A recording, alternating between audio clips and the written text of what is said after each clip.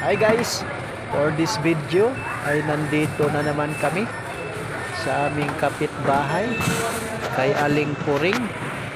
Dito lang to matatagpuan sa Ibayo, Tipas. Dito lang mismo sa aming barangay. At ayan, kasama ko yung bunso ko, Jupat.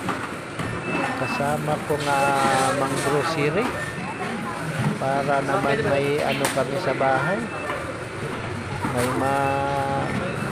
dali-daling ano lutuin pang ulam. Bumili pala kami ng ano dyan, dilata, noodles, sabon.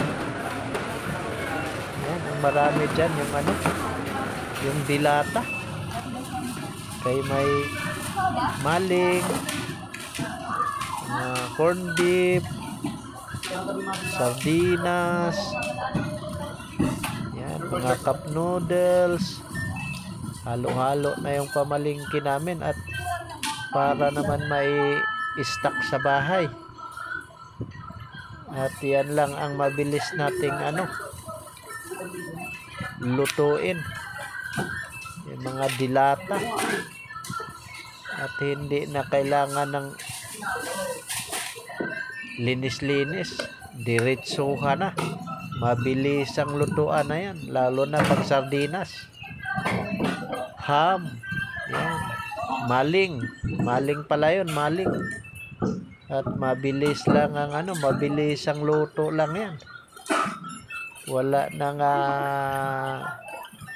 ano pang ricado. Ayan, naka-plastic lang kasi lahat, kaya pinasalin ko sa ano, binax. Kasi nakasupot lang lahat, naka-plastic bag. Kunting angat mo lang, sinubukan ko iangat yung plastic bag, tanggal agad yung ano, yung hawakan. Kaya pinalipat ko dyan, pinalagay ko sa box. At mahirap bitbitin at nakamotor pa kami. Kaya ayan, pinalipat ko na uli.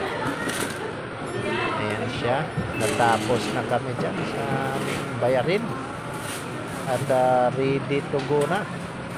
Ayan, palabas na kami ng Pure Gold Tipas. Ayan, check mo na ng guard yung ating resibo at kailangan nilang i-check mo na. Ayan, thank you so much guys sa pagsama sa aming palengke. Ayan, yung ating 5-9 Rupa. Thank you so much. Ayan, bye bye.